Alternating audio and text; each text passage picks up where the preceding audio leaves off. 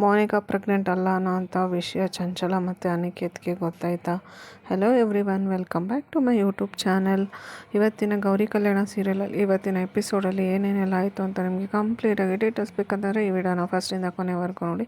ಹಾಗೆ ನನ್ನ ಚಾನಲ್ನ ಸಬ್ಸ್ಕ್ರೈಬ್ ಮಾಡ್ಕೊಳ್ಳಿ. ವಿಡಿಯೋ ಯಾವ ಥರ ಇತ್ತು ಅಂತ ಕೂಡ ಕಮೆಂಟ್ ಮಾಡಿ ತಿಳಿಸಿ. ವಿಡಿಯೋಗೊಂದು ಲೈಕ್ ಕೊಡೋದನ್ನು ದಯವಿಟ್ಟು ಮರೆಯೋಕ್ಕೆ ಹೋಗಬೇಡಿ. ಸೊ ಇಲ್ಲಿ ಬಂದುಬಿಟ್ಟು ಕಾಂತಲಕ್ಷ್ಮಿ ಮೋನಿಕಾ ಮದುವೆಗೆ ಮನೆ ಪತ್ರನ ಅಡ ಇಟ್ಬಿಟ್ಟು 25 ಲಕ್ಷ ಸಾಲ ತೊಗೊಂಡಿರ್ತಾಳೆ. ಸೊ ಅದು ಸೇಟು ಬಂದುಬಿಟ್ಟು ದುಡ್ಡು ಕೊಡಿ, ಇಲ್ಲ ಅಂತಂದರೆ ಮನೆ ಬಿಟ್ಕೊಡಿ ಅಂತ ಹೇಳ್ಬಿಟ್ಟು ಗಲಾಟೆ ಮಾಡಿರ್ತಾರೆ. ಸೊ ಅದಕ್ಕೆ 6 ತಿಂಗಳು ಟೈಮ್ ಕೊಟ್ಟಿರ್ತಾರೆ. ಅದಕ್ಕೆ ಶಾಂತವೀರು ಇದ್ಬಿಟ್ಟು ಮನೇನ ಸೇಲ್ಸ್ ಮಾಡಿ ಸಾಲ ತೀರ್ಸೋಣ ಅಂತ ಹೇಳ್ಬಿಟ್ಟು ಅಂದ್ಕೊಂಡಿರ್ತಾನೆ. ಸೊ ಅದಕ್ಕೆ ಒಬ್ಬರಿಗೆ ಬ್ರೋಕರ್ಗೂ ಕೂಡ ಮನೆಗೆ ಬರೋಕ್ಕೆ ಹೇಳಿರ್ತಾನೆ. ಅವ್ರು ಬಂದುಬಿಟ್ಟು ಮನೆಗೆ 65 ಲಕ್ಷ ಕೋಟ್ ಮಾಡ್ತಾರೆ. ಸೊ ಅದಾದಮೇಲೆ ಇನ್ನೇನು ಮಾಡೋದು, ನಮಗೆ 25 ಲಕ್ಷ ಒಟ್ಟಿಗೆ ಜೋಡ್ಸೋಕ್ಕಾಗಲ್ಲ, ಮನೆಯೇ ಸೇಲ್ಸ್ ಮಾಡಿಬಿಟ್ಟು ಏನಾದರೂ ಮಾಡೋಣ ಅಂತ ಹೇಳ್ಬಿಟ್ಟು ಅಂದ್ಕೊಂಡು ಮನೆ ಎಲ್ಲ ಸೇಲ್ ಮಾಡೋದಕ್ಕೆ ರೆಡಿ ಆಗ್ತಾನೆ.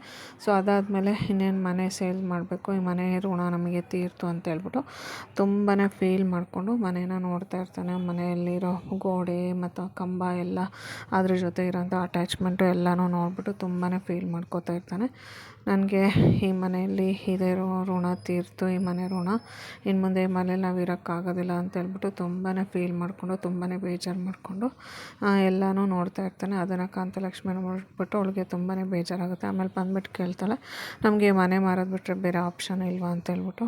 ಅದಕ್ಕೆ ಶಾಂತವೀರು ಇದ್ಬಿಟ್ಟು, ಅದು ಬಿಟ್ಟರೆ ಬೇರೆ ಏನಿದೆ ನಮ್ಮ ಹತ್ರ, ಈ ಮನೆ ಬಿಟ್ಟರೆ ಬೇರೆ ಏನಿದೆ, ಸೊ ನಮಗೆ ಇದು ಬಿಟ್ಟರೆ ಬೇರೆ ಯಾವ ದಾರಿನೂ ಕಾಣಿಸ್ತಿಲ್ಲ ಅಂತ ಹೇಳ್ಬಿಟ್ಟು ಕಾಂತಲಕ್ಷ್ಮಿಗೆ ಹೇಳ್ತಾನೆ.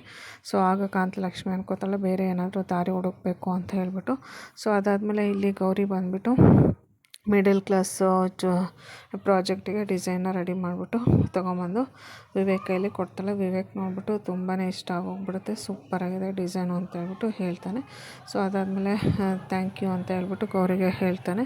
ಸೊ ಅದಕ್ಕೆ ಗೌರಿ ಏನೂ ರಿಯಾಕ್ಟ್ ಮಾಡೋದಿಲ್ಲ, ಸುಮ್ಮನೆ ಹೋಗ್ತಾಳೆ. ಸೊ ಅದಾದಮೇಲೆ ವಿವೇಕ್ ಅನ್ಕೋತಾನೆ ಅವನಿಗೆ ಏನು ಪ್ರಾಬ್ಲಮ್ ಆಗಿದೆ, ಏನೂ ಹೇಳ್ತಾನೆ ಇಲ್ಲ ಅಂತ ಹೇಳ್ಬಿಟ್ಟು ವಿವೇಕು ಮನಸ್ಸಲ್ಲಿ ಅನ್ಕೋತಾನೆ. ಬಟ್ ಗೌರಿ ಏನೂ ಹೇಳೋದಿಲ್ಲ, ಏನೂ ರಿಯಾಕ್ಟ್ ಕೂಡ ಮಾಡೋದಿಲ್ಲ.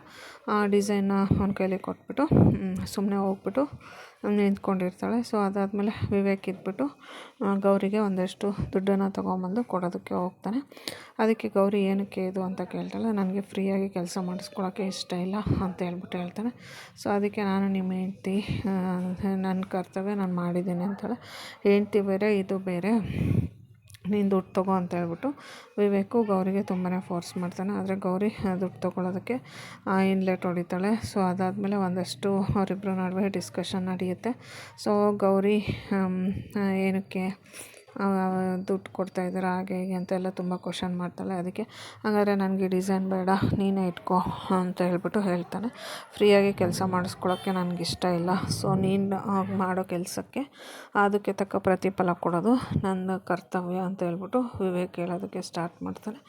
ಸೊ ಗೌರಿಗೆ ದುಡ್ಡಿನ ಅವಶ್ಯಕತೆ ಇರುತ್ತೆ. ಬಟ್ ವಿವೇಕ್ ಕೊಡ್ತಿರೋದು ನೋಡ್ಬಿಟ್ಟು ತೊಗೊಳೋದಕ್ಕೂ ಕೂಡ ಮನಸ್ಸು ಇರೋದಿಲ್ಲ, ಬಿಡೋಕ್ಕೂ ಮನಸ್ಸಿರೋದಿಲ್ಲ, ಆ ಥರ ಇರುತ್ತೆ. ಸೊ ಅದಾದಮೇಲೆ ವಿವೇಕು ನೀನು ದುಡ್ಡು ತೊಗೊಂಡಿಲ್ಲ ಅಂದರೆ ನೀನು ಮಾಡಿರೋ ಡಿಸೈನು ನಂಗೆ ಬೇಡ ಅಂತ ಹೇಳ್ತಾನೆ. ಸೊ ಅದಾದಮೇಲೆ ಸರಿ ಕೊಡಿ ಅಂತ ಹೇಳ್ಬಿಟ್ಟು ದುಡ್ಡನ್ನು ಇಸ್ಕೊತಾಳೆ. ದುಡ್ಡನ್ನು ಇಸ್ಕೊಂಡು ಆದಮೇಲೆ ದುಡ್ಡನ್ನು ಇಸ್ಕೊಂಡು ಸ್ವಲ್ಪ ಖುಷಿ ಆಗ್ತಾಳೆ. ಆವಾಗ ವಿವೇಕ್ ಅನಿಸುತ್ತೆ ಇವಳಿಗೆ ದುಡ್ಡಿನ ಅವಶ್ಯಕತೆ ತುಂಬಾ ಇದೆ, ಇದೇ ಪ್ರಾಬ್ಲಮಲ್ಲಿದ್ದಾಳೆ ಅಂತ ಅನಿಸುತ್ತೆ. ಸೊ ಏನು ಅಂತ ನಾನು ಕಂಡುಹಿಡಿಬೇಕು, ನಾನೇ ಬಾಯ್ಬಿಟ್ಟು ಕೇಳಿದ್ರೂ ಕೂಡ ಇವಳು ಏನೂ ಹೇಳ್ತಾ ಇಲ್ಲ.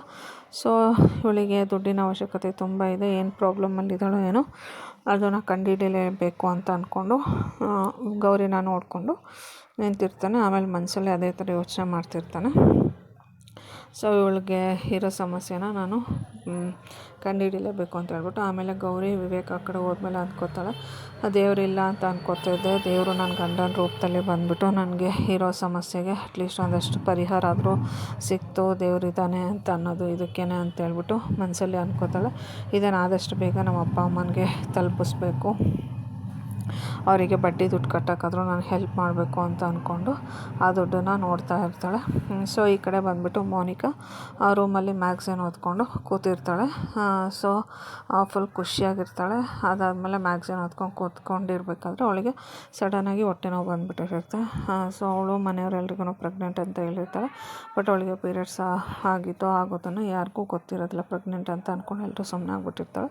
ಸೊ ಇಲ್ಲಿ ಸಡನ್ನಾಗಿ ಅವಳಿಗೆ ತುಂಬಾ ಹೊಟ್ಟೆ ನೋವು ಬಂದುಬಿಡುತ್ತೆ. ಆಮೇಲೆ ಅಂದ್ಕೋತಾಳೆ, ಇದೇನಿದು ಹಿಂಗಾಗ್ತಿದೆ, ಸೊ ಇಡೀ ಪ್ರಪಂಚನ ನನ್ನ ಕಾಲು ಕೆಳಗಡೆ ಹಿಡಿದಿಟ್ಕೊಳ್ಳೋ ಅಷ್ಟು ನನಗೆ ಟ್ಯಾಲೆಂಟ್ ಇದೆ.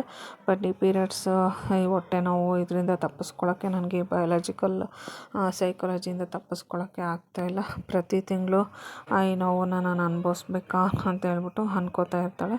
ಸೊ ಇವಾಗ ಮನೆಯವ್ರ ಹತ್ರ ಏನಂತ ಹೇಳಿ ನಾನು ಪ್ರೆಗ್ನೆಂಟ್ ಅಂತ ಬೇರೆ ಸುಳ್ಳು ಹೇಳ್ಕೊಂಡು ಬಂದಿದ್ದೀನಿ. ಸೊ ಇವಾಗ ನನಗೆ ಹೊಟ್ಟೆ ನೋವು ಅಂದರೆ ಏನು ರೀಸನು ಏನು ಅಂತ ಎಲ್ಲರೂ ಕೇಳೋದಕ್ಕೆ ಸ್ಟಾರ್ಟ್ ಮಾಡ್ತಾರೆ.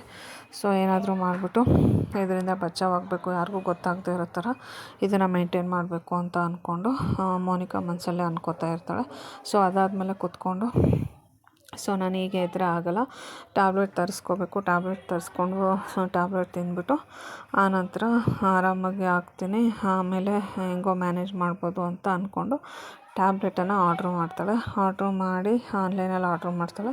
ಸೊ ಅದಾದಮೇಲೆ ಡೆಲಿವರಿ ಬಾಯ್ ಬಂದಮೇಲೆ ಮನೇಲಿ ಯಾರಿಗೂ ಗೊತ್ತಾಗದೇ ಇರೋ ಥರ ಅದನ್ನು ತೊಗೊಂಬಿಟ್ಟು ಆಮೇಲೆ ಮನೆಯವ್ರು ಯಾರಿಗೂ ಗೊತ್ತಾಗದೇ ಇರೋ ಥರ ಮ್ಯಾನೇಜ್ ಮಾಡೋಣ ಅಂತ ಅಂದ್ಕೊಂಡು ಪ್ಲ್ಯಾನ್ ಮಾಡ್ತಾಳೆ.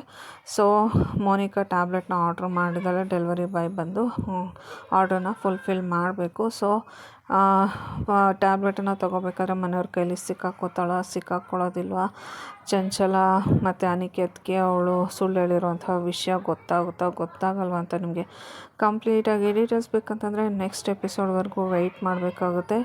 So thank you all, see you in the next episode. ಧನ್ಯವಾದಗಳು.